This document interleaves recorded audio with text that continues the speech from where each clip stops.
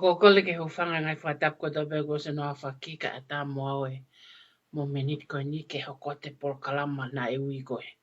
Special hard talk a patoa, pa ko fia ko me complete no ta tolo. Pa ko fia au pito ke whai por kalama ko ni pa ko he tuku ha whamalo ke tamai e vani he ofa. O tau, tai whiriwhiri manako ko ne whai mema te tau tolo tau. Lawe monu ai i he momenit ko ni, pa ko ia o ko whamalo ai ke ngahi tau hi kotoa pe ko ne whai ma te tau tolo. Kai ha tau laka pe whakawhia ngai ngai tau, ka ko ne ofa ta tau pe ki he ma one onipa mo ki tau tolo. O ko whiwha malo at ka teki mōtolo kotoa pe na mō tokoni mai ka no teu whai polokalama koe ni. Ko polokalama whai koe ni o kui kai ko ha o mei no whai polokalama koe ni i he ngahi sino o koa timi. Lahe longwa mo mea ko iapa ko whemau. He whamala ala ta whākai kuro polo me he anga tau tū wha politikare. He oku loloto, pia to maasi lange ta ka venga wholawe a kuro polo koe ke nofo taha peke he koa timi. Ka neongo, o kuongo i mahalo he koa timi o kunau ki tatusia. E he time ko unau come across ai koe ki he kuro polo. Pa koe ia o kou loto ke huanga whamala ala. Ngahi mea kotoa pe ko ia he pōni ke lawa ke maino i he taha katoa. Pa koe ko ae mea ke pēku. Tau whihia ka māteni. Koe māteni a mone toi hu ana koe ki wharea rea mo kau whawhawhonga katoa. Me ata tāpe tak taha wāhenga. O mea pēku whai kono whamama kakai. Ka mono whahino hino kakai. I he ngahi fo i te whitoi urunganga e tangata. E lawa ke nau hanga whiri me iai. E nau kau whawhawhonga. Ko ia o kou whamalo at ka te kumoto na te tokoni mana te whai pōkalama koe ni. Whamalo at au pito ka te kumotolo he ngāwe lahi lai lawa ke mō whai o lawa ke tahonga whuatuto whai pōkalama koe ni pa ko whiawhia ai. Pea kou whamalo at au pito ke ngai ngāwe kotoa pe ko lava. Ai gropolo whikau aki mo tau whai toko naki ko whamalo at au pito. O ku kaui he wawe au pito ko ne tu ana koe ni taimini ko toi pe ke tauhanga o deliver ka ko osi ai foi container ene tu koia ka koia ko fa malo ata ka tek motolo na lava mai ke ngahi me ngai state ke tokoni ke nga ko ni hanga ko Texas ko fa malo ata ka tek motolo nga we lahi ko to apena lava ke mo fai mo mai ke tokoni ke hono fa va ve o nga we ko ni te ke au kolo mai ngahi nga we me to nga ke tau ke ngahi polkalama nga we ko agropolo o ko whamalo lahi at au pito ka tek motolo he ngai tokon ko ia. Ko whamalo lahi au pito ka tek motolo kau kakai na lava ke mo tohi mai hange ko kau whaiwhikau ko kau tolai ki nau tohi mai ko hi ngāwe ko ni o mai ngai whotutu be o mai ngai tohi tapu bes fola ke lava ke kai tiau he ngai mea ko tō peo ko whai pa ko ngoi o ko fia ai o wai ka kai unau tokanga i kina a hela o whai pa unau o mau inga i loto e tek nau tolu e nau fia whamalo ia ngau ko whai o ko anga ha tek nau tolu. O mahino be whoki ki he ke ngau e koe ni pia mo e polokalama koe ni nere ke mei lahe polokalama ai tānofa politikare ai tonga e talo e tu ai tānofa politikare ai whanua nere ke mei lahe hono tala noa ima he konga ki mui koe polokalama koe ni pa koe ka whenga ni ke pehe wai kau tamata o lahi kunau. Tala nau tō whenga ke to o ai mea ngawe a krisi, pi whenga ke malake ngawe a krisi kai. O koe ka tō whenga nia ke malake ngawe a krisi, ko whenga nia ke whakahoko, ai fwoi ka whenga ngawe ke tau. He ko ilo iau, ngai tānoa whapoitikare toko lahi kulawa ke hoko he ope tai mini, koe makatu unga me he ngawe koe ni. O iwe noa o ngai wha o kulupu fo ou, koe mowete atu me he ngawe kropolo.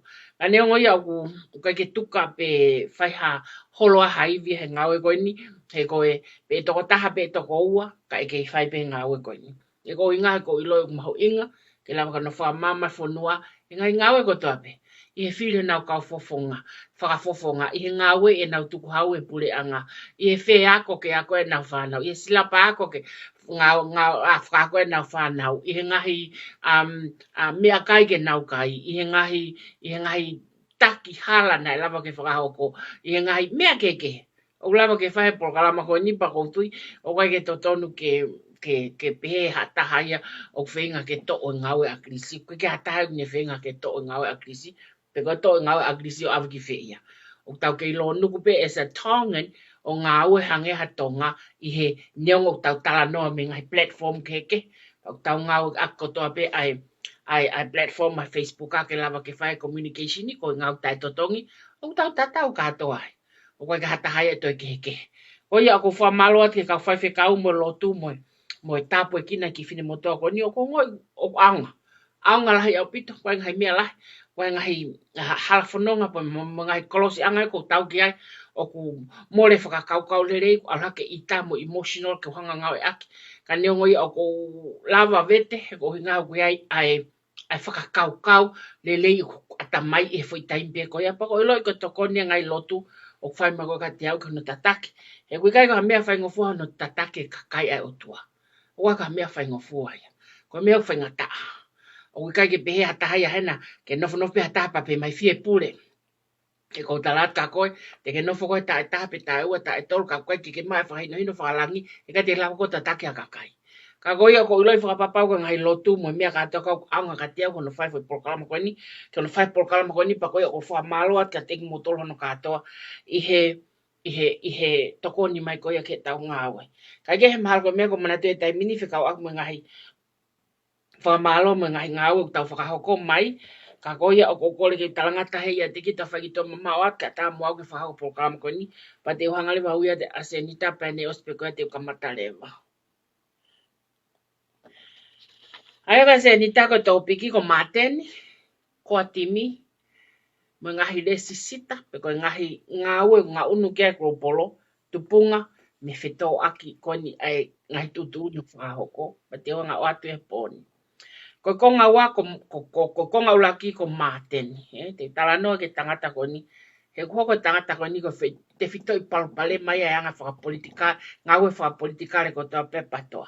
Ko tangata koni ko kano mau, inga uki utu iau ko hane ngawe ko lava whanua, pa teni ko utui ko no mahu inga he na mari, ke tangata koni ko tau ko helo ko te mukala, ti o mari ki ai. E pa ko utui au pita whiti motoa koni ko no mahu inga ai, A te whenga poni ka ngā vete, ke to o mawahe e ne mari ki ai, pa mone ngāwe ko whakahoko, mone mea ko nane whai, pe kuhoko ko hatoko taha whakatupulakinga ha ngāwe, pe kuhoko ko hatoko taha whakaholo ki ngāwe. Pako i toka ngāwe pe kune pehe mahu inga utanoa, pe koe ke mahu inga kakautui, ke koe ke whatokanga pa ke whiri mei tonga tapu wha, utotoni ke whatokanga au pita ke porkalama poni, he te talanoa whikau aku mo tamai o ikoni. Koe konga ua, ko se misika. Pa mole ke mamana pe whai ha tau whehia ka se misika. Ka kou whehia au pita hataha, koe ke whehia hataha ka kou mahalo ko ngā ake rea hala whehia, o kui kai ke loto whie maarie ka hataha koko koe taki, ka whakapalataha ene whunga. Pa kukau e tamai o eki koe ni ai, po hange koe ngai konga keke, whaalau pe kia social media ia, pa te ulawa ki tō taha koe ni he poni. Koe konga tolu, koe tohi, pia moe ko tohi whanongonongo koe hono tūri koe koropolo ke ona patoa. Pakoloto ke whamatala ai foi mea koe nai hoko. Ko inga ke muhanga mahinoi o alo au kene o si pai lava le ke tonu mu whakafuafua he mea koe nai hoko he kula he mauhala holo. Pa koe konga wha koe fight back a koropolo. Koe fight back a koropolo i hono tūri pehe i koe ki nau tolu. Tu e koropolo o hala pe aku pesi nolo ai whahinga mea ko ia. Kai ke mau ha mooni o mea ngawe na whai koropolo ke lava ke mahu ke makatunga mea no tuku e ki tu ape ko makatunga mea na whai tutuni ke o te nau toi patoa he ko hai nau tolu ke whai tutuni ko ia. But anyway, te tau lave ki ai. Ko ngā wha, koe masiva ai uho mo mau ka venga ngawe. Ka venga ngawe koropolo koe peke toi mama o e mha mea ko nofo mau pe he masiva. Pa neo wai whangi whakalo mau whawhai. Te sa te whangi komene fine mātu alo tue ni. Kona ko kumi ha masiva ke whaitai ma iyo. Ko mau mea kumi. Ko mau mea mau whi mau ke mau hanga whaitai. Ko ke mau whi mau ke whaitai ko mau ho mea. Ko mau mea ko ulo mo mata ake ho mau uho mo mau manawa ko masiva. Mo mau camera, mo mau paanga, mo mau wivi. O ulo mo mata ake masiva. E kakai ke wanga whanki whakaaluma kau tae a umo tae kakato. Tau loto ke tau hanga whakakato kau tae kakato he poni.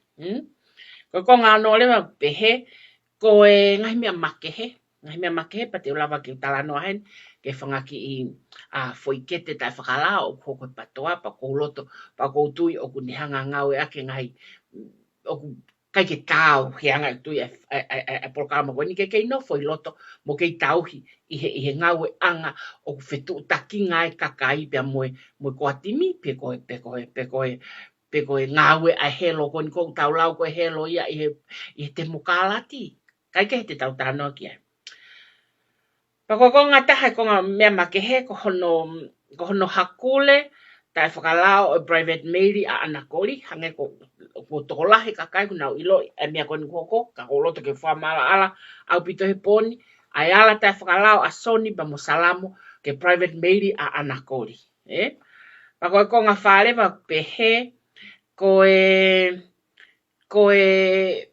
ta mua ala lavu i he ngau e kropolo pe ko ne news na tuku mai whikawak mo le sisita patoa ke ne ta mua e koe ke whi mai tangata ko ni ki hao ta mua ha mau ngau e mau news mau mea he was fere alo pe a news e tangata ko ni ke alo ta mua pa kono hoko lewa ko ngahi ngau e ki he ngahi motu kotoa hapai o lotonga i tahi katoa mu meni ko whai ngā ue ki ono whakahoko mai ai ngahi mea whie mau ki ngahi mahe motu i hapai he ko lawe e whine eki ko e whine motu ako ni o ku ngahi ngā ue ko toa koe a wharearea ku hardly ke nau aloa o ke ngai tukui motu pe o ku nau osi ko nau whoki mai ko ke whino ko whoki mai ma ripoti o whiwewhewhau ma mahalo ku whoki mai pe mo ripoti ka tata o pe wharearea I don't know ka koia o hori ai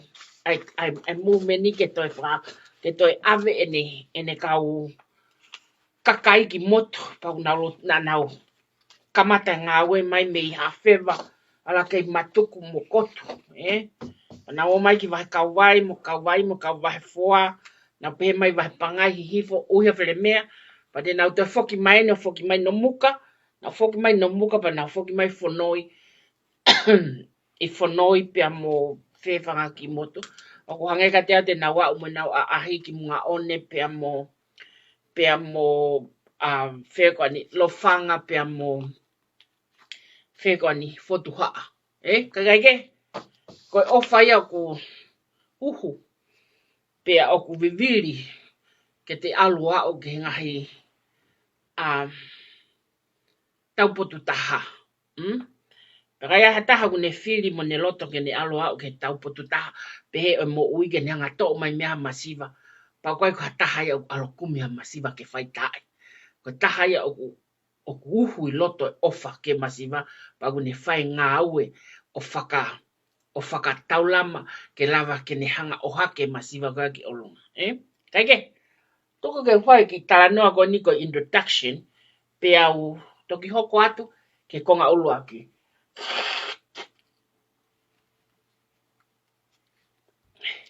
Ko whahiwi pe ako. Ko whahiwi pe ako.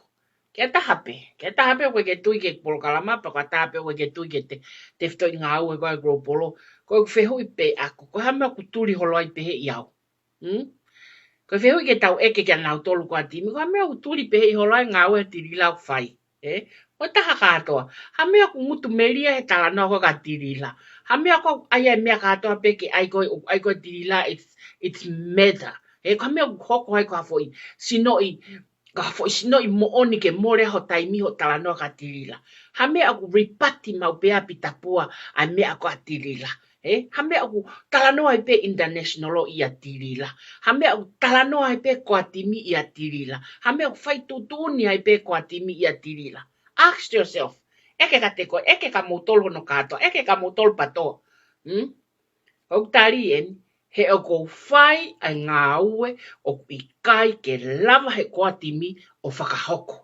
O kou whai ai fo i ngā ue o koe ke lava he koatimi o whakahoko. O koe ke lava he international o whakahoko. O koe ke lava e pitapua whakahoko. O kou whai e fo i ngā ue maongo-onga. O kuongo ke lau maaria pa moe uho mo e tangata. O koe kai ke ha. O koe ke te lava ha taha whai. E ke mai ha taha pe ko i whai ia meife ia.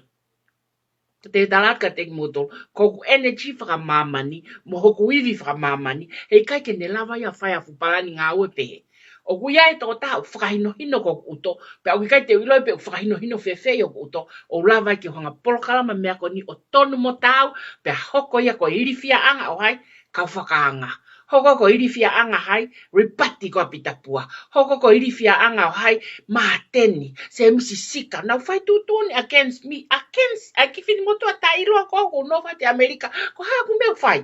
Wai haku iwi ba haku purpose e taha pe ko haku me a tahi tongana ke makatoungai ha teki mo ha iriwhia hata. Ka taha pe te vitoi kawenga, hoko whai e ngā ue whaka otua, o kuoho, o uhu, ki he mafu, o taha kātoa pe, i he whanonga kone o tau whai e pirikimi koni, pe aku hoko e ke mana wahe e. So atu, ke ne mea whai ko ku mape e ke afu toho lau mano. Ko uhi ngā he koha, he ku whaka o tua ngā we ko ia. Pe ke te lawa tata ofi. Ko hange ko whalau agrisi, pa ko hange ko wharea na peheku te tuhu ke la a, peheku te whewhata he wharea agrisi wa pe, mo turi holo pe fu ata. O pe o mo mea kou whai. He kai toi lava ta ofi, he koe uho mo erita ngā ue koe ni koe masiva, pia he kai toi lava ta ofi, ai ngai whakapolo kalama musio, ke taimin, no wha pia te rila kua, no pia te rila kune whakakau ke whae polo kalama koe, to e movement yu alki vai motu, na e iai tu o taha te ne whaia, mea pehe, talo e tupu, ai ngau whapoiti kare whanua ala. Ko ne tau pe ko ki vai motu takai katoa vai motu o si katoa pa whaha ue ripoti. Te ke hatahe kau wharearea te ne mau ha ripoti pe. Ko mo ripoti ko na mo o mo ia ke wharearea, it's just touch base. Ko ripoti ko ni o wa uia ke uho moe kere mo ui o ku nofu ai koe masiva. He koe uhi ngā koe ha, koe uhi ngā koe fo ahina ha. Nai whaka o tua mo whakalangi. Ai si kakai ko iaho na o ha, o pick up mai ai ngai mea katoa o hoko koe vahe motu. Taimini ko osi whakaukau ko osi kamata ke tā holo ke tā, kume ngai kau taha waka ke na honga whao, ai fulafa whakafonua, aha apai. Ko fulafa ko ia pake ai mono, misini pe onai ke tuupe mei mui, ke ne ha whetuku e koloa ke vahe motu. Ko iai tu o taha whakafofonga, ko ne whaiha ha mea pehe ki vahe apai. Pe ko ne whaiha mea pehe ke vahe tonga, pe ko ne whaiha mea pehe ke otumoto apai. Hala atata, ko uhinga ne kai ke focus e mo ui ea, i he masiva kai ha. Focus pe mo ia te kita. Ko no hinga o ke he ai maten. Ko o focus pe ko ia te koe. Pa we to ta ka to lahi. Wa he COVID fra ama maten ke ne hoko paremia. Io o ku COVID fe maten ke ne hoko paremia. It is not about him become a prime minister. It is about him me. Toi me be. Ko ia pe. Ko mea kui he fola ko siu kita. Ko mea kui he folfola koe loto apulu. O kune hanga kumoa ia o hoko ai pe ai ha. Ai whima upe ke hoko pe koe ha. Ko tangata pe ia. Ke whai kai tala noa.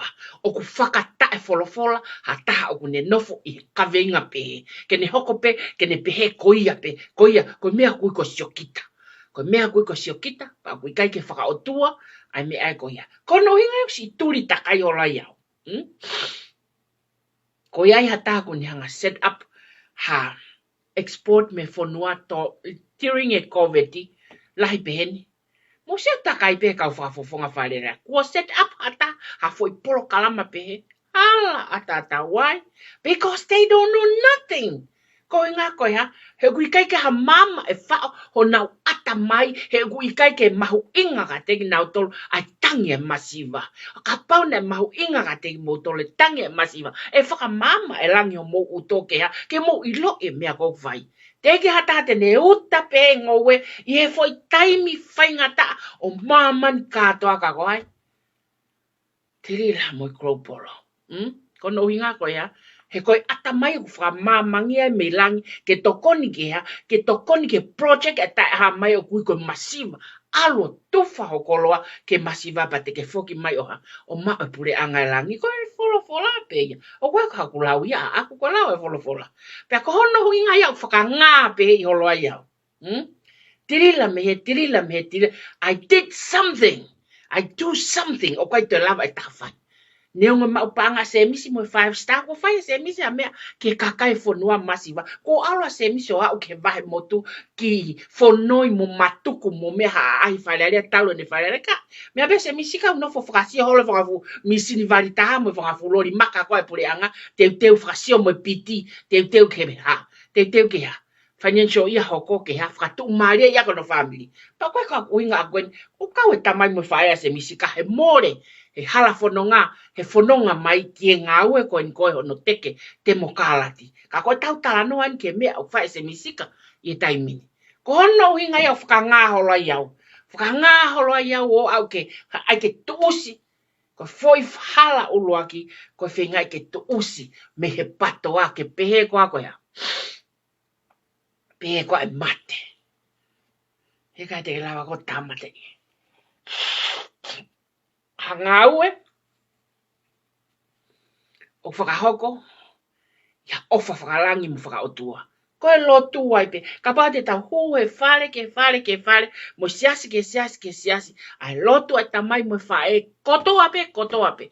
Tāpua ki angi mautol, whaki mai ha iwi mo a mea kai, ke mautol mau a pong, whaki mai ha wala whanau, o mai ha mau anga moi ke whakaako i ake whanau. Koe oga, koe lotu ko ia, oku hoko ia o pehe, he tangata mo whine tonga, kua masiva ango pehe, pea i kai hatoia, hawa ia no ata mai ki tua, kane pehe pe, te utangi peke o tua, koe foi moni ko ia ko nofo, i he tonga pea, lau i tau pa pehe tonga, koe foi mea peke whai, koe kutangi peke o tua, te utangi peka siova, ha o mai ha mau anga moi, ha o mai ha pa anga siova ke whakaako whana, ha o mai ha utu mea rereke awetaha, ha o mai ha kike mea, tangi pe, o hoko koe ha, foi tewhitoi mo oni, ke mo ui a tonga pasi nofo ai pe ai, o pehe ko ia pe ngatanga. Kai pango o kuha, o kuhulu mei o lunga i tau whanonga. Pe au vare pe ko makape haki ha, haki whalukunga kakai, o nau tātānaki pe nau whotua hanga hi kulupu pe au i koe ha, koe Kropolo. Patoa Kropolo Democracy Movement. Pe ha mea i hangai tau mua ka ve, hangai ka venga ngā ue, pe ha mea i hangai teftoi whakaukau, pe ha mai mea i hangai aitia fōu. Me whia, koe o mai e sihoba ngai aitia ko mau ata mai. He kutari e sihoba tangi lau i tau, he tau e ne lau ngeau, e tangi e tonga, e nau fie ka ia mo mea ka tonga. Pa upe he, ka kai a hena koe ke hamasiwa i tonga. O ko whakatumutumu hata, o ne whaharea pe. He kua hoko mo oni, ai foi tewhitoi mo ui ko iai tonga. Ai lotu pe, tau lotu pe na hawe o tua o mai ha whainga maare. Iyo, ko en ko hae o tua o mai whainga maare. Ko hao hatoko taha, ke ne hanga whakailaga teki mo tolu, ai mea kui ko ha, ai mea kui ko diaspora. Ko kamata ke usio ke whangaki i social media, ke whangaki i ngutu. Ko nau tala noa he diaspora. Ko aitia tirila. Ko mea tirila na ne hanga whakaukau. Na ne hanga tanumaki. O mai o tō, mo fui i he Kropolo mo ui. Pea ko tupu he taimini pa i kaito lava e tahaya. Ke ne nga tūsia ke motu. Ka oua ko whonua tonga i ea. I he whie maarie. Pea moe nonga. Pea moe kai ke to iaha masivai. He koe fōi whakatātāna e peheni. Nā tau nofo kātoa pei tonga. Whai pe au kolo mai ko mana tui. Kei reke ka mahaloko tau tātāhain. Pato pe whanofo pe tālanta mai ko whi aloki muri. Pa koe mea mau pena e tōu ta mai ka te au. Ako ke poto ke aluki muri kumo mo ui. E tala noa mau pea mo ta mai e aluki muri. Ani kai ke iloi pe whewhea no whonga. O pe uma whanonga ke apiko alu nau toko taha. Ko tape o ala na hana ta ki muri. Mea ko te sio na kairelei, mea ko sio ko langa na ki fare, mea ko sio ko na na ki fare kolo, wa na ki mea lele. Hata hape I tonga al ki muri hano family. O ko hareva, o ku ia ai mapuke whaka ekonomika ke neanga tatala ai ha, ai massive siva me family ko ia. He koe uhinga ko ia, he ko muri o ku ha, o ku whakalere, whakatemokalati, pe o ku mahu inga I muri ai ha, ai kakai masiva. Koe palani ngawe ko whakatumutumu ka kakai poto, pe o nau pehe, nau politiki, ai nau pehe o ku ikai koe masiva ai visone, koe ririu whakatemokalati. He toki uhinga vale, ha toki ata mai whakapouri, na e kai ke ne ilo ne mea ko ne whai. Ko pule anga whakatemokalati, ko hono hake a ki ake aia, ai masiva he ko majority ruling, he ko majority o whonua ko ia, ko masiva. O koe ko majority o whonua ko ia. Koe majority o whonua ko middle class, pa mo upper classes. The majority is what?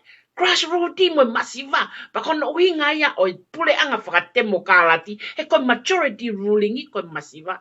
Ko hai une anga langa whonua, ko masiva. Pa haure waha ngutu ke ne talamai, ko viso ne a demokalati. Ilonga ia ngaua, mo whakasesere a talanoa. Kai ke, kata whoki mai ke wheto, te whito I kawenga. Ko tape aluki muri, malanga vala lei sufo o aluhata mai ki muri, malanga kai lei, fare koloa, fa, sio. Ka nofo pe ai ha, nofo pe ai maulalo pe nofo pe masiva whaka anaua mai, peange mai ko awe, Pe ko whai e whirea ko ni bako. Ma whana bako loto ke whai ki talanoa mai, talanoa ko ni, Pe tako ano, hanga koe tupouruaki ko kapa ko atonga, Pani hoko taki koe whonuana heka he fuwa kalolo, pe koe fuwa ka utakoloa, o ne alo whai a ahi ki Australia, Pe koe ne hifo koe o whai koe no whaka ewe ewai, no whaka, hono whakataki mamata I. Pe koe ne sio ke ngai mea katoa koe muri, pena ne toho a rea koe ni.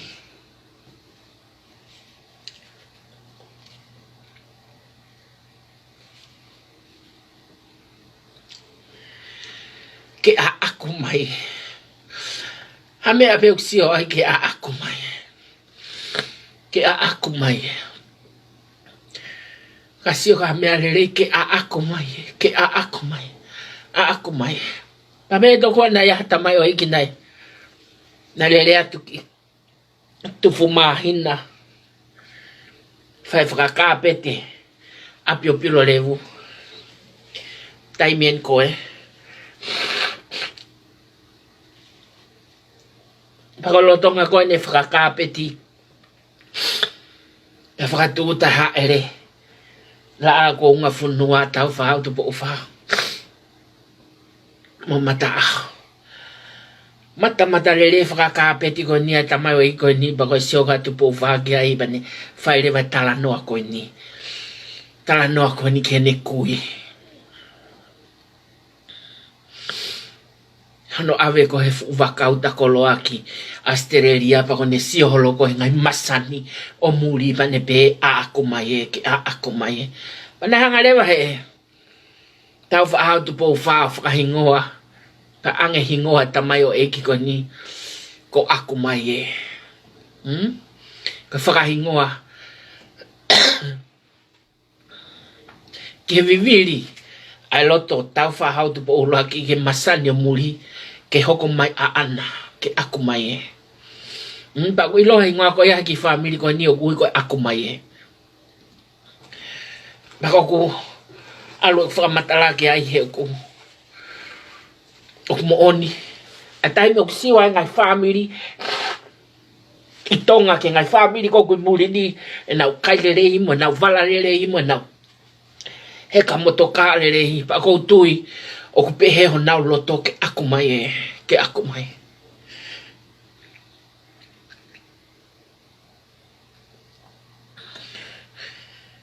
Pea kua foto haki fine motua ta iloa. Ke ne hanga o atu ngai masani ko ia. Ke lawe monua e whanua. Ke ua na ke toi pehe ke aku mai ka o au ia. Pa e au pe ia kai o lewa ke mole mo ui. Me kifin mo toa koe ni.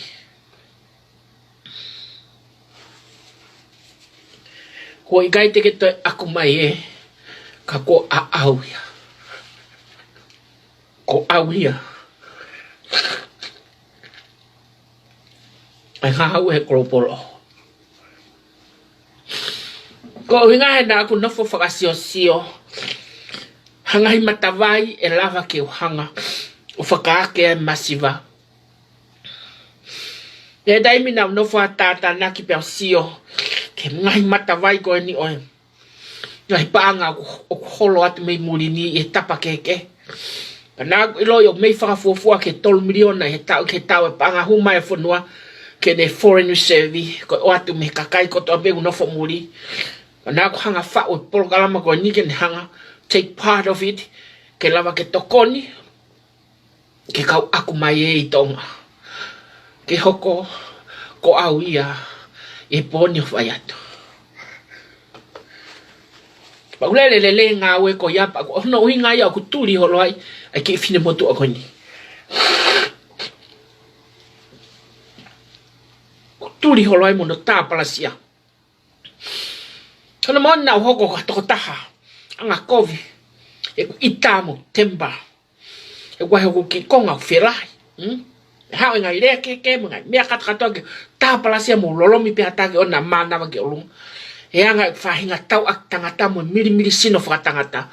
Ke taimi o mai au ke hako i whakalau maare ke sio ke ngau he koko whaiba ke understand o to loloto ange. Pa aku hoko kau tono no ko tabe na talanoa mga he tutune ko atimi ko tabe whai ke kakai. Pa ko pehe pe au ka te au. E a whenai. E a whenai. Ko stala no ai taimini. O no fota no ai taimini ke kakai tola. Ko pe ngo ko fra mai ya poate pule. Ko fra mai ya poate pule ai ko timi. He ka tutu ne poate pule ke to mata kilo me foi ulu ko to ape. Pati te mo kalat ko to ape pa to mata kilo mo pa nga henga. Ka to mata kilo pa pa tau. Mau ka to ko ngoful ko ta miliona ta ke ta ke fa he poate la fonua he ko hinga ko ha he ko hinga ko fo sino ko atimi ko tempe ko ala ke ha tempe ko ala ke to gilu faiteria ke ne me ko fai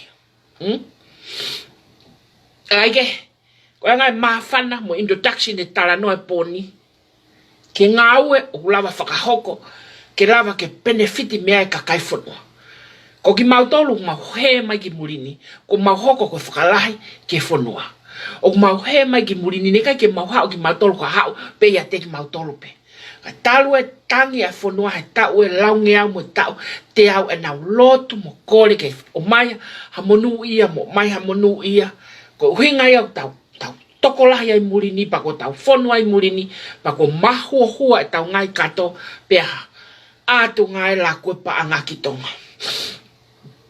Ko laku ko ia hau me feia, hau me mafu.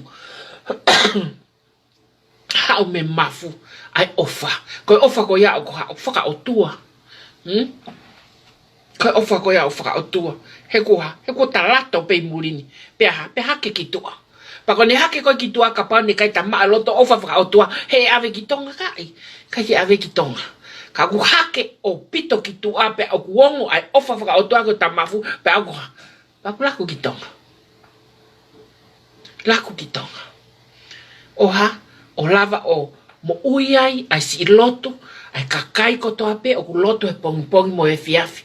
Ha mea ke nau mako nai, ha mea ke nau mawhanai, ha vala ke nau tui, ha sirini ke totong e nau wako, atu ngai, me murini. Ko process ko ia, ko process whaka o tuai. Ko toi pe nia hono ha, hono whaka systemi i ke tonu. Ko ne tonu pe ko ia pe ha. Ko ne tonu ko ia pe ta la tare se aina ke to no foi tonga e okua.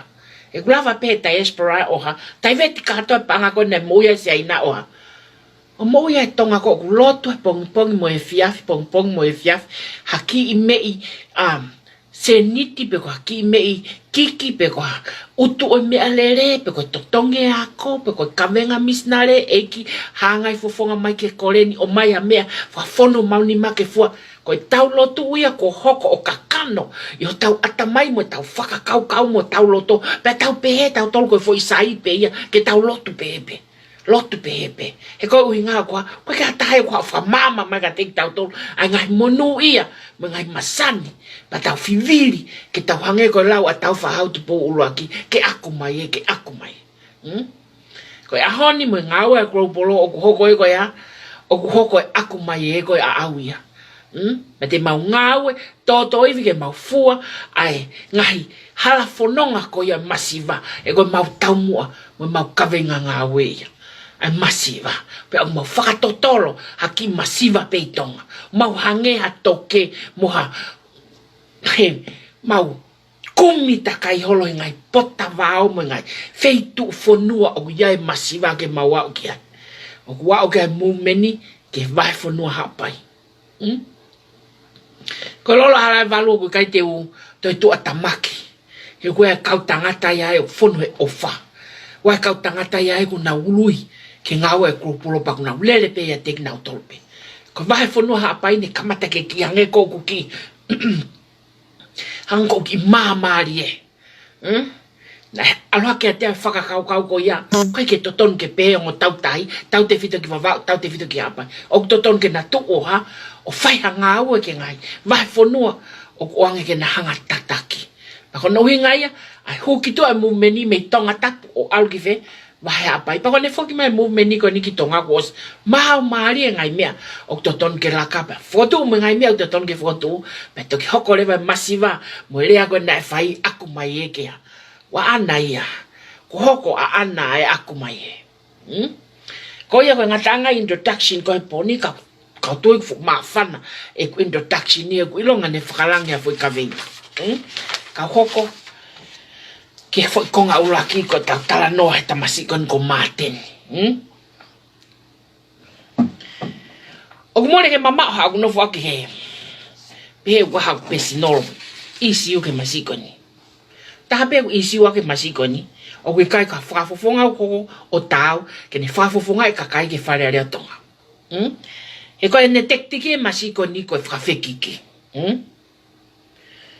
o kai ka ngawe lava ke fa fekiki kai ngatonga ko poini ka ke fa fekiki he kai be lava ya ke hoko o fai ha tau fonua ko me ko fa fekiki ko te tu ya ko le volo ai ka pa fa le volo ai tipeti ko fa fekiki ai ka pa fa le volo ngawe o le volo ngo fulu o ko tu ya ko fa fekiki ma ko le volo hivaya ko uluaki kia ke covid ko ofita ke covid a me ka fa fekiki pa te mo fa to nga e mo to le fa le ale he ko me ko ta fe ma u ta usio at ko me tu a ke ta wa ta fe ma ta ule a fefeka pa ko ke to ka ma ma te ne pa ko ha foi me ko ule a fefeka ko la pe ke le a fefeka he ku ngongo le le aya o ngongo le le a fa no at ko tu a ke ne le a fefeka ka mo e ke mange pe kwa solution o kwa mo ko ki mautolo ni ko ki mau ngawe fale area o mau lava ki mautolo o kana se ngai ngawe ke fonua pa ko tala ka te moto ko ngai ngawe ko ni ka fa hu ka po iba to neto pa mo ne kap ne ti te na loto na to ki ai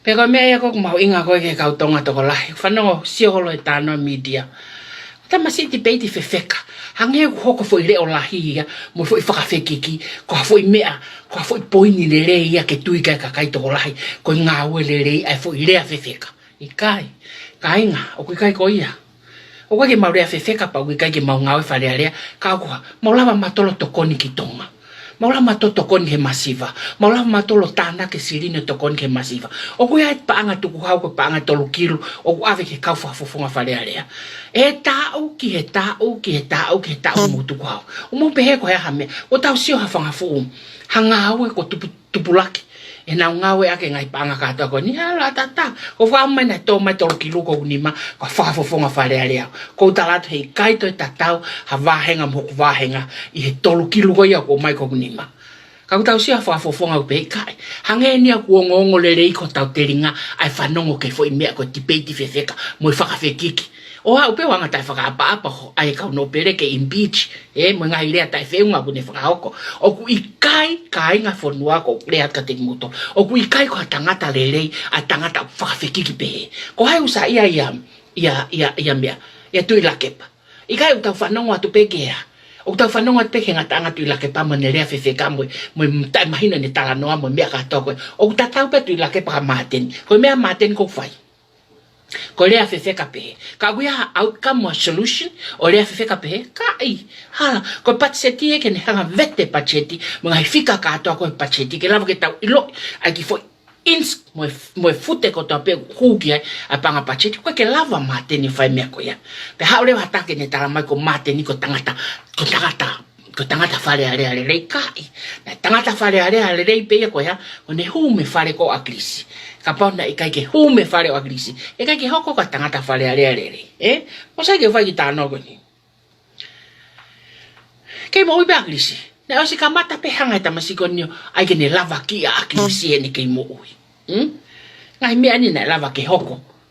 Pa ne o ko ose o hake te o hake pe. Na e alo lau tala. Mo tamai ki whewhine kato. O ki a agrisi. O tongan kamata ko ke tu ia maki ko puke ko tangata ki ufanga fata pupe moya. Na wo oha. Na wo ko rea ka krisi o toton ke fetonga a krisi e ai e po oi. Ko po oi si a po oi kala hasias. O mo pehena no fata mai fefine pa na ilo me pe. O mo pehete tau mahalo ko fai foi kau ko nia. Ko me aini na kamata no vai tu ua. He ko tala no ko ni he wai email no hanga e salamo mosoni o to o email a anao ave o pehe ko na o si set up pe ya ke mau fakariria ka mate ni kai.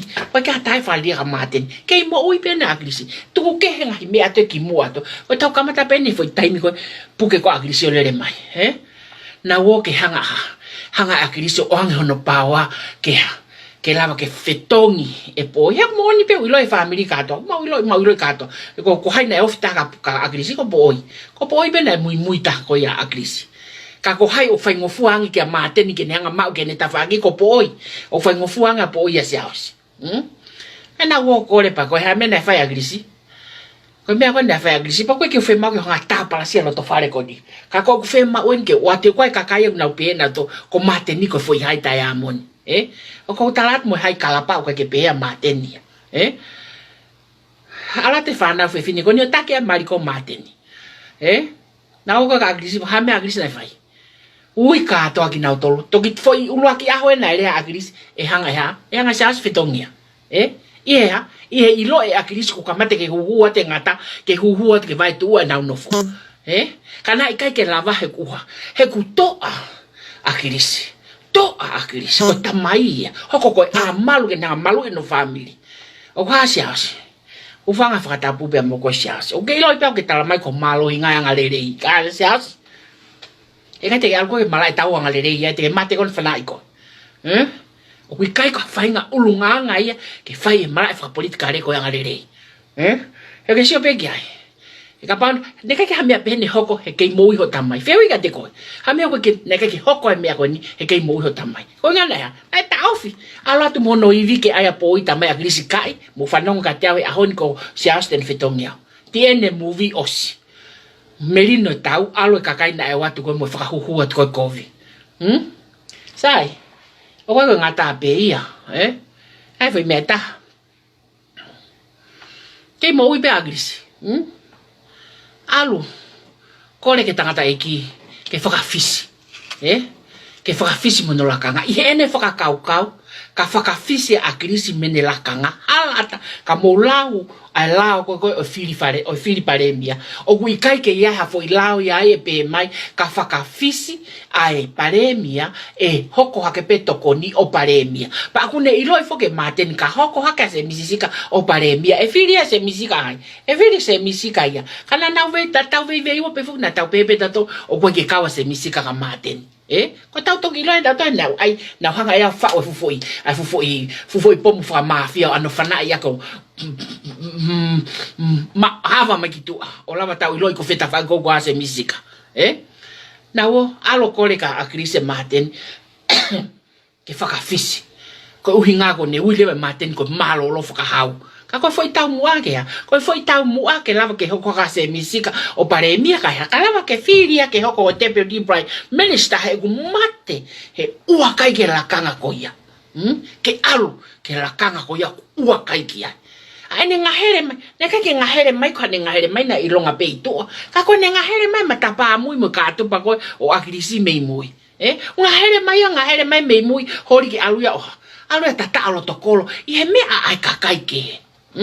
Au mo sio ke fainga te fito uru hori ke malolo whakahau a kirisi ko uhinga kai ha kalawa ke puke o pehe ko hae ne lauka na malolo whakahau a kirisi he lao wheka pa na resign a kirisi e hoko ke te Deputy Prime Minister o leo e ikai ke leo o te Deputy Prime Minister ko pau ke to theory a Prime Minister for all hange to pe ko mate ta tau to pe mate mo resignation ni ko kina to ke he koe ke pule ke ko tui au pule ki ai.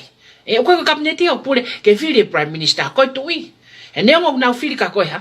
Approval fai mi fia. Appointment ni fai mi tui. Ai ko ne fu foi o mai ko foi mea ko ke lava ke ai ke faka konai aka mo uto ke pehe ko a ko foi mea ko ia ka pau na fai a krise foi mea ko a tu yang ki ai he ka ke mole pule anga ka mea. Na e ka mata pene ha e ia ai loto fare ko a krisi e ke moia a krisi he taimi ko ne tu ia maga a krisi o nei loi he ka ke to taulanga e malo lo tangata iki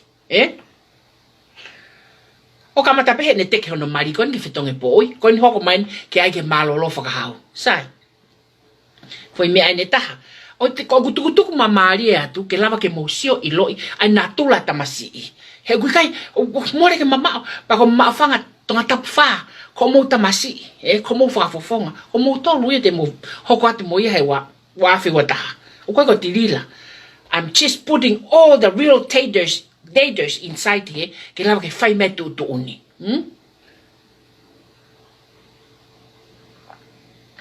foi me ne tahana ne fai pa ko tala no ne mau ngai family kon na wo ke puto he na o mau mato atangata ke nau whakariria pa na loto ke hanga tae ko mea maria ne ka ki alo ke putu he nau kapau na whanonga we whanga ki mumu ko ia whanga tamai ne mea ko na whai o sfoloa pato hafu foi manio ke ia he ulo tamasi tala mai he whanga tamai ko ni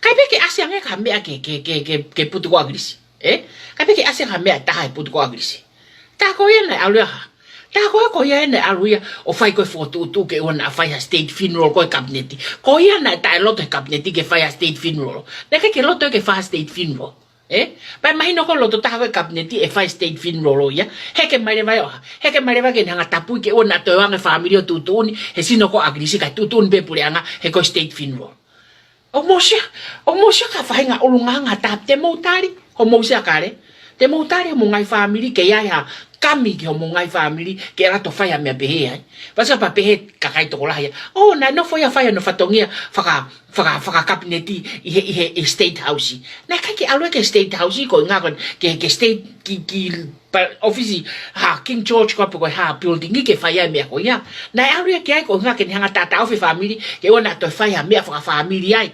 And even si fai te tau to asia si fe my family ke sio ka agrisi mo ai na tau ko hai nan tau fia ma ten o mo sio ke ne me fai o mo pe ko me ai o fa tupunga no folere o mo pe ke no fo pe fa fana e kabineti time ko tara tu ne agrisi mo ni hanga ko ki agrisi he kabineti mo ne rea ko agrisi kabineti fa fana ta kai holo ka minister o mo pe ko tamsia bulele ikai ko tamasi para ku mo fa tu tamakien ane ngo ke hau pe kakai tamai ko no whakarieria ne fe Prime Minister o koe kai ke whakarieria ne fe Prime Minister but earn it you need to earn it o te ke hau ko oha ta parasia ki falukunga kakai mo ha family ko uinga kaya ka ke sea you need to stuff e pupu haulai kalava ke Prime Minister pe a koe kai ko tafi pupu ha kai nga tonga pe mo ka fanongo falearea ai ngutu malohi ko ulunga palaku ke ngutu malo hata elava tene hanga to ya foi manioke ke ha outcome ene ngutu malo Ko anga ulunganga pala kui. Ai au mau he utoko mateni. Oh, ko kakai tonga upeheni. Ke alu pe mutu malo pe fale alia. Ke now look at me ko fu giant. Au he tipe e Filipia. Ko osie tai me whawai kakai tonga. Ko tai me ne tōpai. Ke aha fo i tōpai ke kai. Ka koe whakawhekiki o koe ke ne ata ha tōpai ke kai. Alo riki tua wafe wata. E wika ke kei tau. Wha mo veu he nofo mari, wha mo veu he nofo wha family, wha mo veu he nofo a koatimi, wha mo veu he kaupopo a koatimi, wha mo veu everywhere. Ko whea whei tu e tai tuhan top vai, e tai wha mo veu. Tai mi ko hai tamasi o lotu. Mani, hange to pe ko ilai si a lotu ko tamasi. Ka koe mea kui koea. Excuse me, whakalanu lanu. Ai mo ui. Whakalanu lanu. Ai mo ui. Ko ne foi mene ta, ko ne foi men ko ne fai ko ke kropolo. Pa te utala no ate foi mea ko ya, Talo e mau no fo fe tuku ake ko mea fa point kare, mo kai ke mau iloi pe ku fe vai ko se misika, Pa ko mea ko ni ton toki ai foi konga ko se misika ka te wai ate foi kongo ni. Kai ke mau iloi po fe ai vai ko se misika. E ai te mea e pipi ki be mo maten, ka ko time ko ha se misika fai o ku ngari mai ko ke na pipi ki na mo maten. He ko loto ko rol ke Kropolo ke tuka maten kitua. Ka tuka maten kitua ko lelei melino mea katoa. Pa whaingo fua tuku lolo ka tiau ka tuka maten kitua. Ma taimi koe ke follow mai koe ai fu devil lo koe ke face koe mo. No, I won't back off until I kill the devil. Ko ia, ko mea ang kou whai koe taimini. Sai.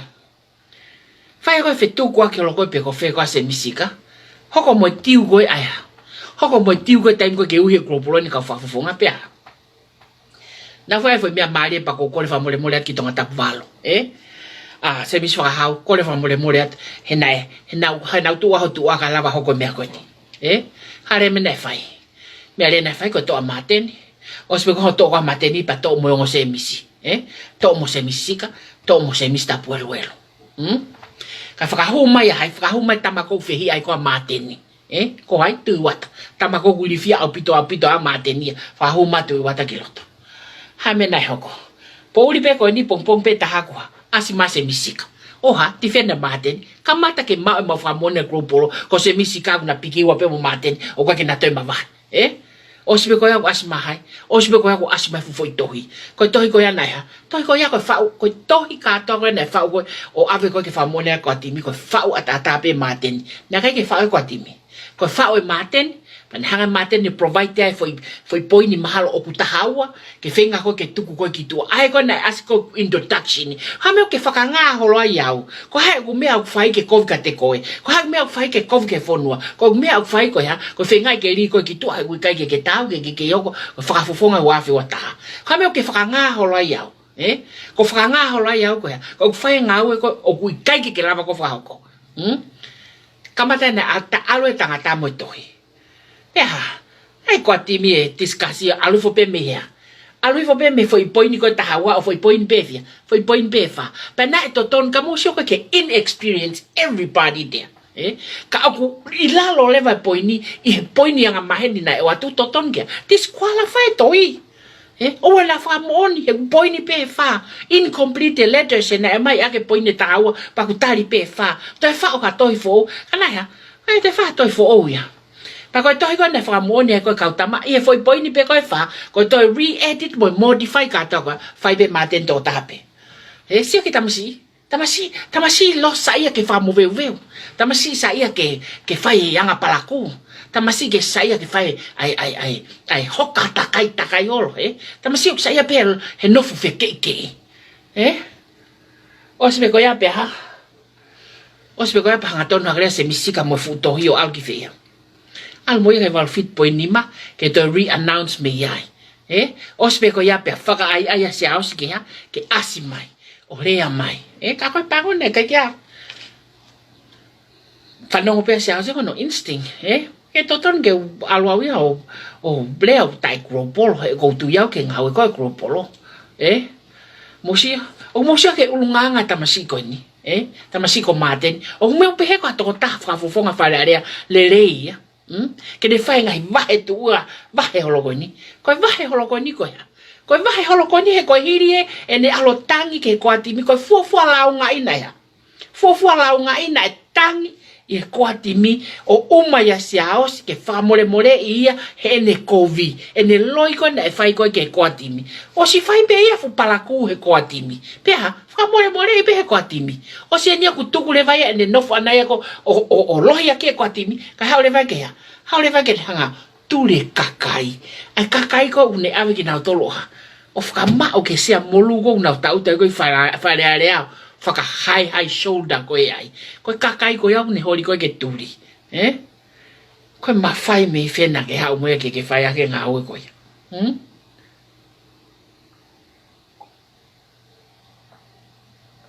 Mā tenia, hau mai ke ngai konga koe ki muini koa. Koe rege tau alu ose pe, ngai mea ka atoa koe nia mā teni. O vare pe koa. Hai man punata mai ka te au. Tirila. Ko se mista puelue, pea mo mateni, mo se misisika, i kantariai, salamo, soni. O nau tolue unau whakata, pare mia, ka pau ku ke sio mai ke utala noa koe poni. Ko se mista puelue, o nau whakataha maupe, o tala ko retreated kope ko ya, he loko hai whainga mea ko ia, o tala ko retreated maupe, i he api nofo anga ko se misi ai tori ko api pule anga pare mia tuene toa. Sio? Ka ko whanongo atu pare mia tuene toa, ko na wo kwa ke ai ke ai kwa ke ai kwa ke impeach koe. Ka una wo fai he api koe pule anga. Ko sio ke nau tailo, ko o mai koe kakai lao, ka na wo fai nau ngai whakapuri ia. Whakata whakapuri he api pule anga, o pule ke ai. O pule ke pare mia ko ai ke nau ko impeach. O mo sio ke kakai, ako pehe kwa kakai poto ki na wo fai ngau ko ia. O mo sio ke whamana wahe, o whakairifia. O whairifia au pito. Sai. Koe whaka o sire wa hau ka lolo. Ha lolo whano popo ke lolo ke ngā popo lahi whaka wawao ke ngāwe koe ni. Ngāwe koe ne kropolo pa kongo e wawao benefit ya no kakai pa fia no kakai te teo ke whakahifo mo kondeina wawao. Pehe wawao. Koe foi mea koe na tutun koe na nau whai kuhala. Pa haa wawa ume nau tohi tangi. Na wo hanga tonu peka se misika. Pa na wo whakataha mo kua timi. Koe haa mea a maten mo se misika nai whai. Ka ke taha na toi foi mea nai whai koe ha. Tilila atatape.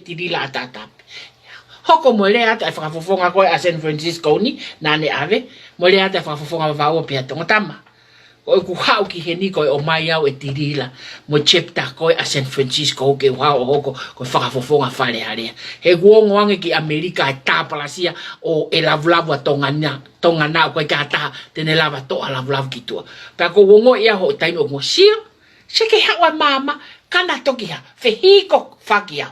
He koe uhinga koe ha, paka na mea e whai, e ofi mai ke mea koko whai. Mea bea se misika ko whakasio utalam varita mo, whakasio umisin varita mo, piti mo, mea katoa koe kea. Whakatafe peko no family. Whakatafe peko no family, pau kawe talamai o koe ka ni construction company. Of course, koe ka construction company, ka uke benefite mea e koe mea mo family. Au mo pehe koe kakai au toton ke hoko koe kau whafofong. Whare area tonga, kai. Koe lau mai tokon ki he, koe lau mai tokon ki he. Sai tokoni he koe ha. He koe benefit he piti o whauwhaua ki o lunga. He na e kai ke toi ha.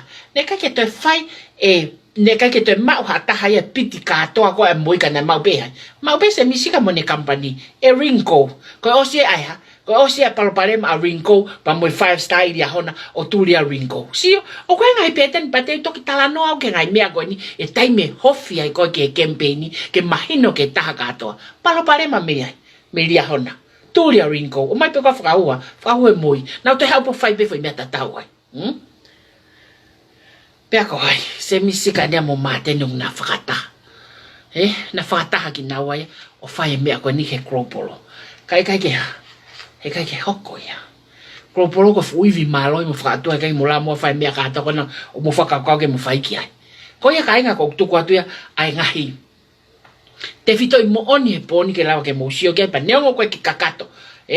O taimi koe a hau koe ke campaigni teu. Foi polo kalama taha mo whakafofonga. Foi polo kalama taha mo whakafofonga. Ke unofo pe mo whakafofonga koe a o describe mo explain ke lawa ke mahinoi. A natula mo atamai mo tonga mo mo production pa mo outcome pe o kuola ke hoko koe whakafofonga whare area. Ko tui ko wheunga māteni. He pōni mo ngai whakataha whakapuri pare mia te o ne toa ko whai tori. Tala I rewa ka pare mia te o ne toa.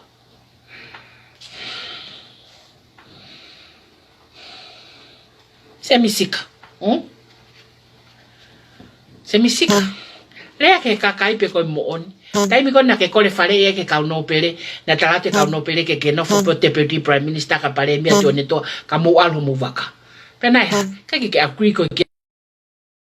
He koka e te mātene foi violin o kuongo lelea ko te ringa Prime Minister ko whiri koe agris. O ku ke osi loi lelei semisi na kai ke whiri koe agris. Koe foi whiri koe agris ke hoko ko Deputy Prime Minister pa tātai koe ne moui na ne tarat ka te koe ke hoko ate whatongia. Ka uhinga ke hoko atea. Hoko ato no tataki mo no lite kakai I he mea koe uke lotonga I aipe. Na hala tatake a lea ke hoko kwa paremia.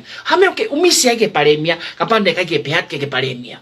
But morning to Mario more people morning mau pe me but na ke kai mavari pata and all those kind of things. But when you come in ke lite ka kai to lai pe he kai te ke hako fa fasi pe ai ke pe he kokoi pe ikua ole burenga mo fa ta hama kai pe ke to fa no ko kata fa no pe ko ka maten pa kwa na ha pa tu ka ki pe maten kai ha ko hoka pe ko foi pulu esi ko he po o mai se mis fa ha o fitong ko tu wata to e ke mo makimo kimua ko makimo pe ko ki mua ko ha tau hereo ma ho ka vai fusi ka vai ko ta hu tonga puke e pa ko ne ua pe ho vai puke ko alu ki tua wa fuata ko palo mesi te ga te ko o ke sio tai mi ko ta vai nga fa mafia me ko mala politike wa ai ke ho mayo fai hinga la lo ko mo ko vi ko ya to fia guria ka ko fofo kamata pe programa ko ne ka kete ta na tala no holo pe muyo tua na tala no holo pe to fare mo me ka ta even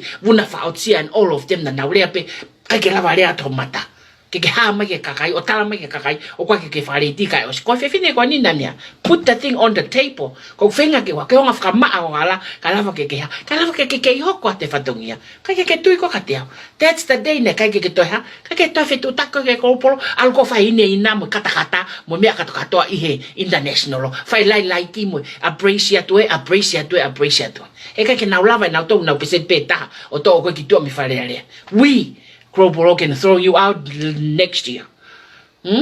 See? Tala mai ko na ke tula e atu mo futohi ko ke announce ko mo hanga tuki to patoa ai Global me patoa ki valfit po ni ma mo se ko mo fari e dia ke ma to ke Global ko hamba ko na fai e maui ho ma ka fofonga o ga no ko e maui ma ka fofonga I he mau loto kulupo o ko Global democracy movement e mau kakai mau tau ia ko to ko la mano pa maui ma ka fofonga ai ke lava ke mawanga educate mau kakai hutu ke na choose ke na vote ai ka pau na fi mau ha to kon pe how ke go against us okay pe te ke how he foi mi ko ya o ala ke kakai o ke ala mai ko tu e foi mata kakai e ko ke ilo ko pe ko ma fanga mo tonga tapu fiha o ko heloto patoa Global ko ke ilo e ko pa ko me ka to ko na ke fai ko patoa Global ko me ko na fai ke Global pe ke ta sa ia te ko ya si ke fa more ke pe ko voti ia te ko pe ka sai be ma follow how pa le ko te ke to fi fa le ko doesn't matter si ko alwe muy ya maten o maten ni pe se misika na ulaki asi mai ki tua o ne hanga ka ke la varia ka ko ka ne tala ke ka kai to la ko ilo ka kai to lai ne tala ke maten na ule hanga ton mai io ti dila ne tala mala mangtol tala nge maten ko ya ko ke ha tunga ko mala fa po kare e ko nga ku ne usma o ye ho fa re ti o maten be no ku ke alpe no pe ki ai ko ke to kanga o ki ai o ka ke tokanga ko no ko ka mateni ka ko ha ko ke kan ko ta palasia a nga we na mate tangata he ta we fano I ene fo irea ko ne pea to ko ate ala fononga hoko ate ala fononga se misika pa ka ole ba ke puke mate ko ho fi hoko ko paremia mo hanga pe fa mo le ke pe pure anga o ka kai mo akrisi I ho mo fi paremia pe mo fi Deputy Prime Minister o mo o te mo te ko hia ko ta ta we mo hia matea tata mo tamate ho mo mea ko na fai I kai mo to hela ko tai mini he fenga ke fa toka le mo aie ko hinga ko ya na mo hanga na mo hanga let go opportunities and the opportunity will never come again without e ngau e whai kropolo, he kai toi foki mai opportunity a koia. Ko opportunity koia e foki mai ngau e kropolo. E foki mai pa e foki a ke kakai ke, e kai ke foki a te ka teki moua o ka moto e lava ki whare area. Ko palo mesi a te mo e polkalama koe ni he poni ke a teki moua. He kai pe pa neongo, a mo nofo kofi e kuatimi, ko mantu ko kuatimi ko kakakai hau vale. Ko kakai na wako na poto. O mo mamiri kei taimi loloa. O si ope kuatimi a iloi. O si ope ka whafonga katoa iloi. Pa mo iloi tau tahi, e ka te mo pule mo ki ai. O ko talato e mea ko ia. So kamata mo hanga mo to run down na saya. Koe ha? Ko si o ke ala saya whakai ke heka no kau ngā whafonga ke o ki wawau, he ko nau kau whafonga ki wawau. Run down ia e koe soni. Ki tamasi ko koe soni. Ai mo ke maa soni. Iyo, se misika ia. Ko konga tolu. Ko tohi, kono whamalolo i koe kropolo. Aia koe ni koko talatu. Ko konga tolu en ko osko vale lau at koe ai. Ko koa timi o koa. Koa timi o koe ke nau vare. O koe ke nau te mohanga takitakai holo nau iu. Koa timi. Ko winga mea nau whamalolo i koa se mis whakahau. Nau toa se mis whakahau ka mona tui wata. Ko e mau ke wiloi a se misisika pe ko wheta whaki kou popoki ai. Ta koe kui hei a māteni. A māteni koe na mō whakamole mole i he uraki lau ngai, e ne tangi koe ke whakamole mole i ia, ka mūtoi ngau e whataha, pe he kune ilo e tōka e kai ke mū ngau e whataha. He kai ke mūtō ka pa he kai ke mū ngau e whataha mō māteni, koa timi. He kai ke mūtō ka pa he kai ke mū ngau e whataha mō māteni mō se misika. O kou talatu ya ka te mūtō hono katoa i e koa timi. He kai te mūtō. Te mūtō ka mū nofo tōku, tōhu mai ke kakai a Gropolo. E koe ke mo ilo mo topo ka kakai toko fia o mo ngai vahe ngai e Gropolo. O koe ke muri a tatape Gropolo. Paka o mana tu e mea koe ni e foi motu koe kei polo. Motu kei polo koe o lotonga te ke au mano a population koe ai mea. Ai Gropolo. O motu e mea koe o lotonga fituafe pe. Ai motu koe mea o lotonga fituafe population koe a Gropolo. Ne foi motu koe nga mahino ko tonga katoa. Ne foi tatape Gropolo alupe o ni mafe tupu. O mo shio ki ai mahino koe toko fia. Toko wafe tupu mei tonga. Si, wano e taimini ko uamano ku mei uamano ke uamano tolu wafe. Ayok mahino kwa. Ayok mahino mahalo mei toko ni mafe pe fitu wafe. Mei tonga ie Gropolo. O ana pe mai hata ko kau muri ka ato peki mautolo. He koe foi evidence no ko watu he motu ko e kei polo. Ko ne motu pe ko e kei polo disapia wafe mei tolu wafe. Mei Gropolo ka holo population niki lao. Toki ilo ange ono Tracy ko tonga ka ato aya. Pe fe taimini. O fia he mano ai ha, ai tonga i e Gropolo. Mo ili fia, koe kia tate mo ili fia kai koe Gropolo. O te ke ili fia koe kau ngā whakafofonga, he kai ke nehangai whakalawai koe ki wharearea. Ili fia koe ke mea koe totonu, he koe pure koe kakai, o koe koe mautolo. Pea koe lau pe he koe, temporary official ha koe, board directors or something like that. Koe nane talat ka mautolo ke mohoko koe temporary mea pe he. Never, I think. You still ko pako whafonga ko tonga tapulaki. Hamea mo toi ai homo taitolo. Ko taitolo ko atimi ko ai tamasi ko tui wata. Ko whakahingoa e tui wata he taimi ko na whaia ngau e whatahange ko whalave he ngai polo kalamba. E ai kau poto na naulalala holo ia akirisi pa me meanga e tui wata whakahingoa. Ko huinga e ko atimi when the ko atim fo hingoa ko ia. O nanga fefea muhanga mo toto ai mo taitolo ke extended mo taitolo ke mo temporary official board of directors. Na Filipe kakai ke mohoko ko foi representative tatape. Ne ka ke to ata foi taitolo fo we ka ting moto. Where did you get that authority and power ke to ai ha extended authority ke mo ulumo mo shoulder? Where? Hala ya polisi hala. Kole sisita hala. Where did you get it from? Ket pe me fe mafai, konga nima. Konga nima. Kaka konga nima. Ma lolo e polo kalama. Fu lolo e tau. Tai polo kalama.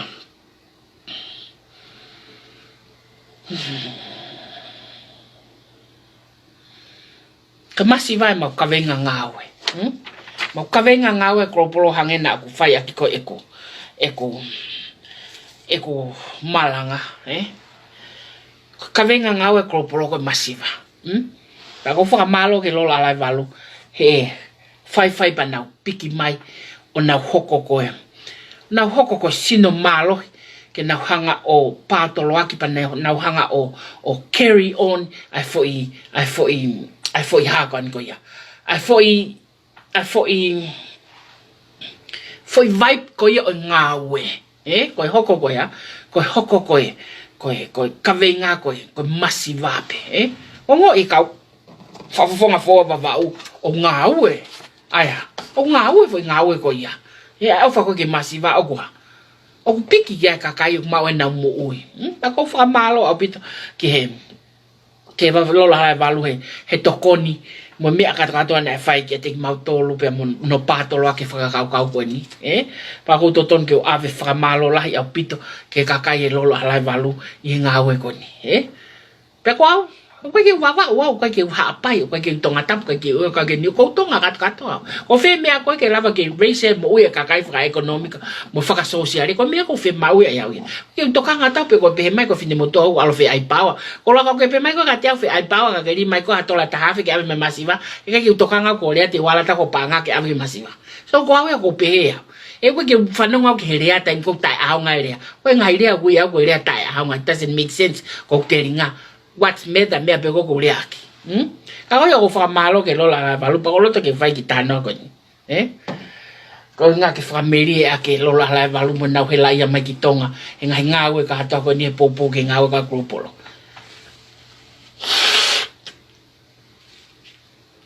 ta no ko ni fa non ke fa ofa pe to ko wa ki motuing wa va go no ngwa ko nga uno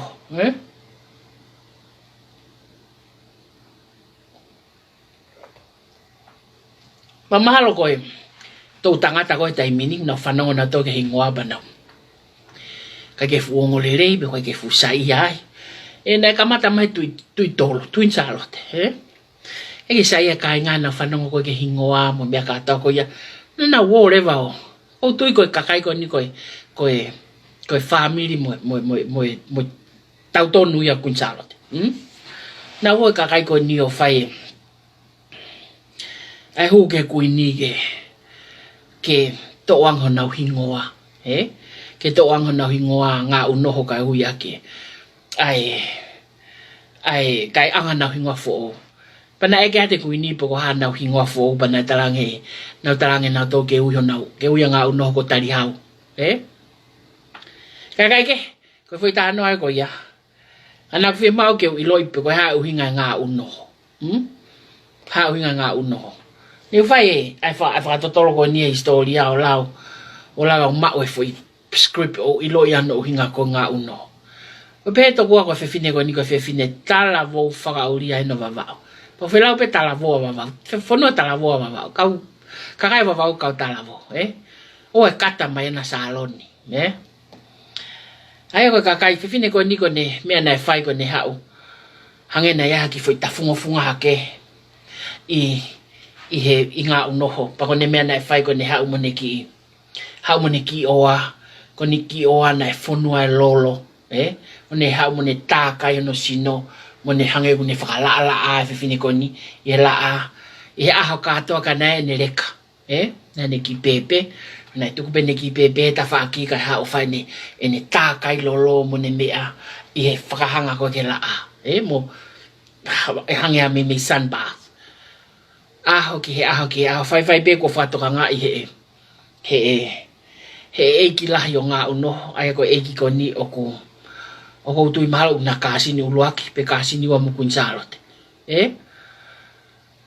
fato nga ki ko ni pa ko ne mele na ne fai ne ha ko ne manu ke fe fine mo ne talavo pa ne ha leva ki ko ni ko ki tangata ni pa ne ha leva ki ko ni ta hu fanga ke fatapu ne ha leva ki ko ni o ne hanga o pa usi fe fine ko ni pa usi fe fine ko ni be ko hinga ia ai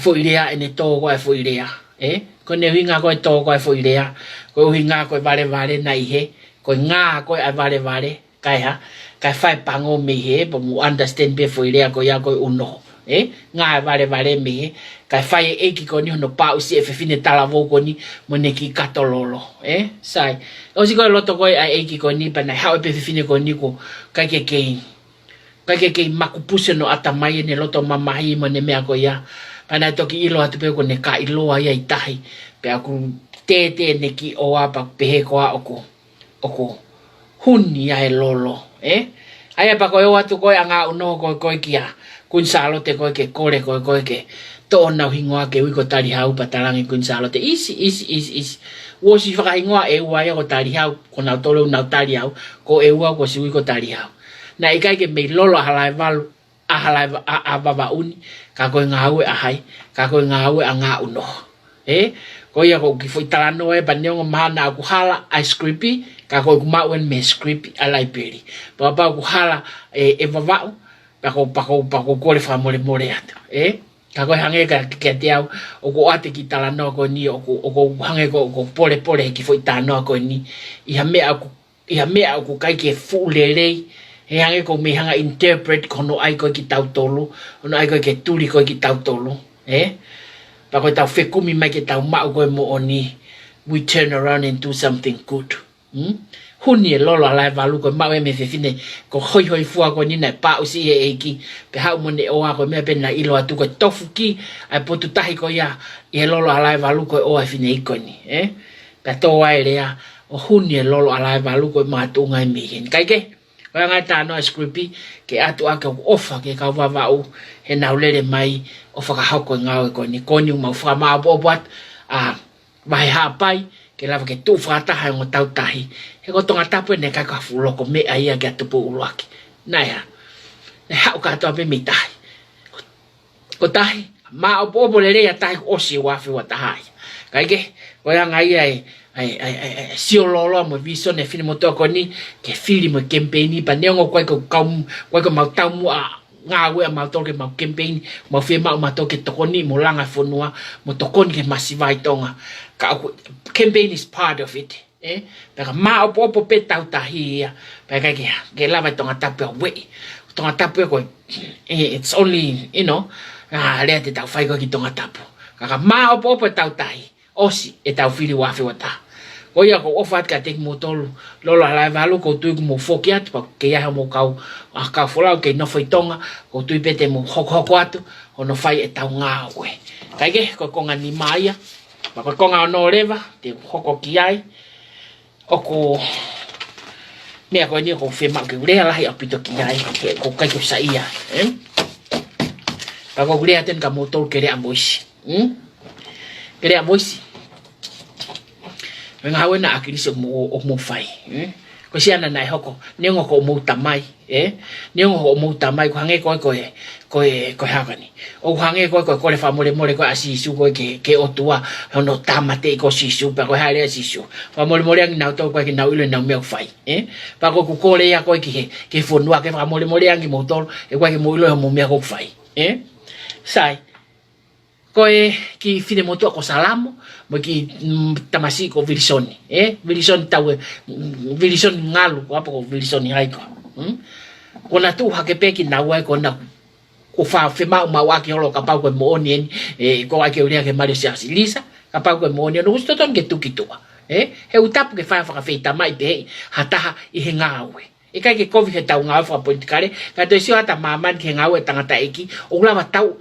hi ola ngai pau mutu pe o ka pa ko mon ko foi kete salamo ka vilisoni o doton ke fa malolo ki tua ke nau ko na wapi o ka me alele ke tau pa ko ko polisi e pure anga o tapu ngau fa pure anga ke feitama pa ko mostly o fa tu ko pe ka kai fine ki tua feitama hata ha kia pa fa tangata o mostly ko kai fine tu ki tua oya ko kole ata ke kere avoisi ame mo ke tau ya vilisoni a soni pe mo salamo ka pa ko foi kete salamo ke vilisoni I kai ko fagariria o fai pe o ka ke mauloto ke mo ke hoko ai foi loto isi akare ofisi ka to ko ka me fai anga fagariria ya a salamo pe mo vilisoni ba ne ngo fa matatua ke uri ata ke me ko ni ka ko me totono ne ke le ata ke tu ko hoko ai mo vewe ho nangutu e ko na me pe na o fai ku nanga ke fa mo vewe alpea salamo fa mo vewe familia soni alpea soni fa mo vewe aki la mario salamo me mau hane mari ke mau hane fa na ka ko feita mai ke motu amari oyo ko kole at kere a voice kapau ko mo ne feita ma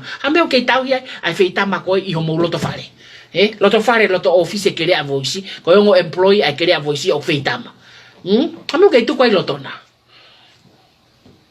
ka me ko me ma ke ko ko na hasio Siya kena fai pango kuna vaka ua.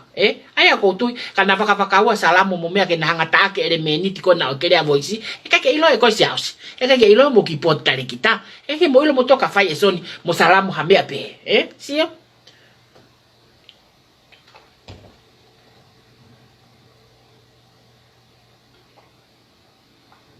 Sio kena mea na fai ko ka ana. Mea fai teri hape. And everyone in Facebook out. I'm pretty sure kwa ho ngai email o ke lau ka hai family una hanga ko au mo sister fa hanga ya lau i ma brother ko au mo fangi fa na ma fa hanga ma tolu lau i ma fa we all have a private mails pa o mana tu time nai o mai ai koi ngahi ave ate ngahi email he kape ag mo sa haloni ke tu I be mo kape ke taine princesi pa ko ave ko ke faka interpret mai ko lao ko e aminias ke fu pa nai pe aminias ke fu kai ke tarisone a private mail it's a private mail. Everyone have a private mail, and you have no right to go in your private mail at that. Pe heck, pe guha mail fai ke. You have no right to allow fai mail ko ya. Kasi wangi ka salamu pe mo so ni filau ko ng fari heria. Na hanga o kakaya anak e angi ai telefoni ko anak na ngawe ake telefoni ko anak ko ya. Voice or whatever keletio. Pero si fai no ia fogi tai ne ko anaya ko ke ilo anaya o tena hanga fai ha mea pe ala to ton ke sio ana ke to lolo toang ka pa ulava esonio mau i no fu akava pa nao o fai mea kovi ate ki na ua pe ko ha mea kana to ha kovi mamani o to fai ngata ko kovi ta po ta ha mamani ku na o sia o ke fai e ke na to lava na ua to tai tuku ha foi kovi ta tena tai fai foi kovi ko to pe mamani ma e ka na ua e ko foi kovi fai ngata ta ha ko na o fai sai ave ange telefonia anak na ngau ya ke hono tam oku ka ke lava e anak ke hanga transfer e na umea ka to he ke ave ke retio pea ko na ma uga telefonia anak ko ya ta ko na me na ko no fo hakule a private mail ko ana ta te fito ka teau ta te fito ka salon he ko inga ko ya mau lau ya maten ko ana pe ya mau ya ko lau ya mo maten o ko la family ka to mau tolu mau nga ta ka maten ko ke to hanga ma tolu tu fa le maten pa ko mau ko mau tolu ta ko ke na to mana to na kape pe na to ka maten I hemia pa ko ya te na ko pe ko te o ho atu kita ala to ka wai ka ko gule ta ke foi mea mon ko ke o fa ma o mai ki loto mea ko moni ke fai tu ni si ko mo ka ya ana pera ale ma ko lautala mo the rest of the board of directors ko na ko aklisio ana ko ai voi queria voisio o si tu ki tu ana sio ke hanga fanga sibling yo tu ki tu akatawi ai foi pare mai ko son mo salamo ko ngo ki fralieria una fai mea fralieria I lo tonga u fralieria mo sio ke ai ko me na ho ko fanga ki email ya ko na ko mo wa no ka pate ki to sio son e mo ngai email ya ma to mo fanga kasi ni mo mea ka to fika mo mateni ko talate te ke toko pongi he ki email ko na ka we na he best ne ngo ko ha ho mea ko ke lau ki ai pa ko fa mai o mai ke ose email ka to ko ki tua ke I don't care e ke ta ke ko ha o mea fa ya ki ave ke ile maten mo lau tal ai ke o hito o to kan ko dia yana ko mea ko ha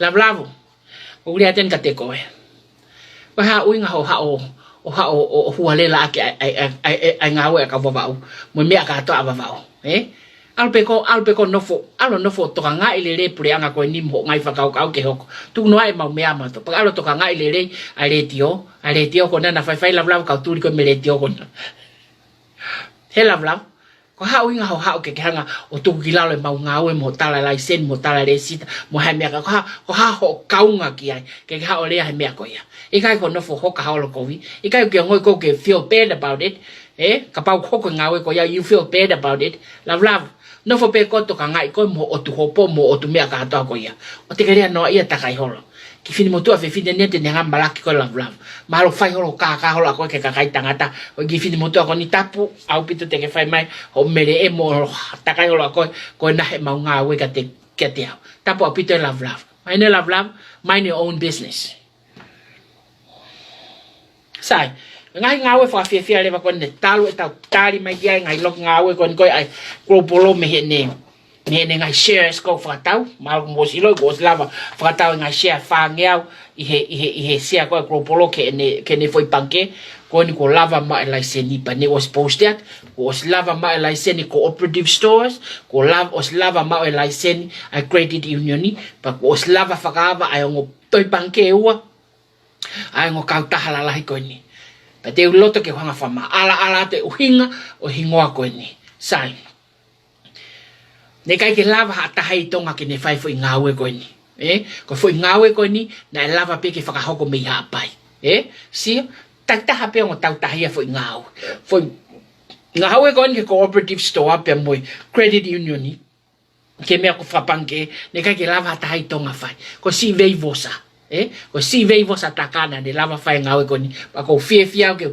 fo ke langa fo noa ha pai tai min tu ka tonga ia ke na ta palasia hola tonga po hai na mea ko fai ai ko hinga ia hono whakahingoa ngā weki ka pai hono whakahingoa he ko veivo sa taka na ne hanga fai lai sen ko ni pa mo konga aia na iwi o kui ko executive o na whakahu aki ai foi lai sen ko ni ma we cooperative stores pe ma pe mo credit union ni ko credit store ka to atonga ka to au ki vava au ki niwa au ki ewa anda pe foi lai sen pe ko ni ta ko Francis Kimotol or for license pe konieta. So you guys don't have to make any license anymore. Ko account banke te tau ngawe aki ko account banke pe ko ya ta. Ko credit union ko ke whakahugo ke shares, whahugo ke shares mo peng account mo mea katoa ko ya os mau mali ko shares kato algalere pa anga katoa ko mulini pe whahure malere alonga ton pe ki he foi tohi banke ko ya ke lama ke whakahugo ke ngawe. Pe to ke o atu leva direction me mulini. Time ko to apek faya ha o ta fa tala mai tilila mo Amerika Australia mo New Zealand tau te fio ka te ao ko eni to la ni mafe ko kolo ha fa fe mau ke hu ko to taimi taimi ko to apek me mulini o fe ma ke to tonga kiki I mulini tilila ko ne fe mau ke lie mau tola ta hafe ki he mau misnare fa ni kunuko fa hu ke account na Amerikani I he foi kauta tatau peha disperse le vai tongana me nuku a sirini ko ia tilila fe mau ke ave me ka go fai I hateho io ha talat le hateho ange ai kolo fe ngano mau ngamo pangani mangiao so ko ngai ngawe kato ia ha wa fe fine lalanga fa ko mai tilila fe mau ha mau mpanga tahmano ke fai aki ha fotu ha mau so ye dilalanga ko mea pe ko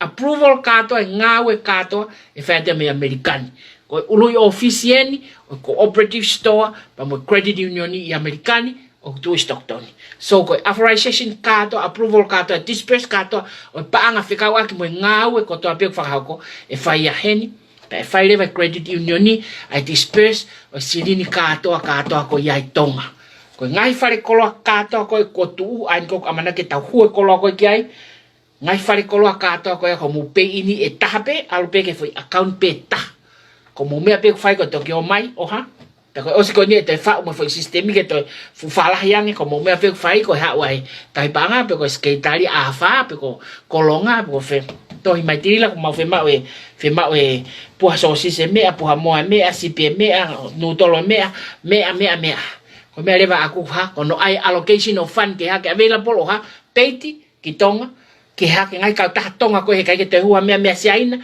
hu ka to pe me ngai fare ko la lai pa te ta palo mo salo te koka ke na fai ngawe ka to ko I tonga kono organize fo ngawe ko ya ko osilava he ahoni pa ko hallelujah praise the Lord amen ko tui fia ka to kai fo noa ko amana ke ha ke mo wo ke fanga ki fare ko you own it mo wo le sisita to become part of it ko le sisita pa anga te au ko ha ko ke kau he tufa ya o tupu o ki society ko ya ifeia iti sema he tau ke all you do is what register it pa u faiteria pe ai ki foi society ko pe le sisita wa no to no ni mano fa no ni mano te au faiteria pe ka mo wo ke ale sisita ke lava ke mo ha ke mo ma ai ngai fainga mari mo mona ko ya iti sema pe fa ta u ta fa mai na hono vahe o profit e time tatau o ku ya dividend ak ka ngai share ka to ko fa hoko ko lava foi ngawe ko ya pa to ton ke tau ha ai ha tau ki glass of wine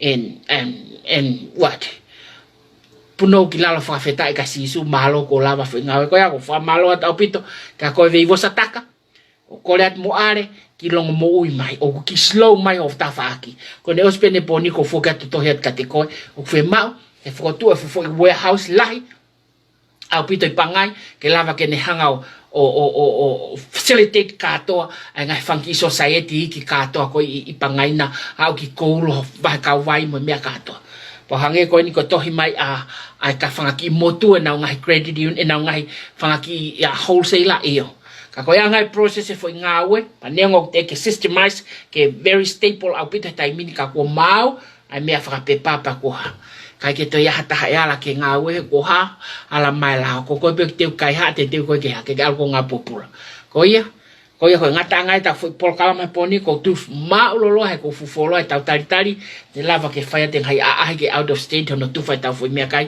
pa ko ne te ke ho na ki malo lo he ke te ma ho ka te ka hau ka ko lava sta foi por kala ma fai he poni pa ko tu mo ma ha me por kala ma ko ni ko fata nge pete mo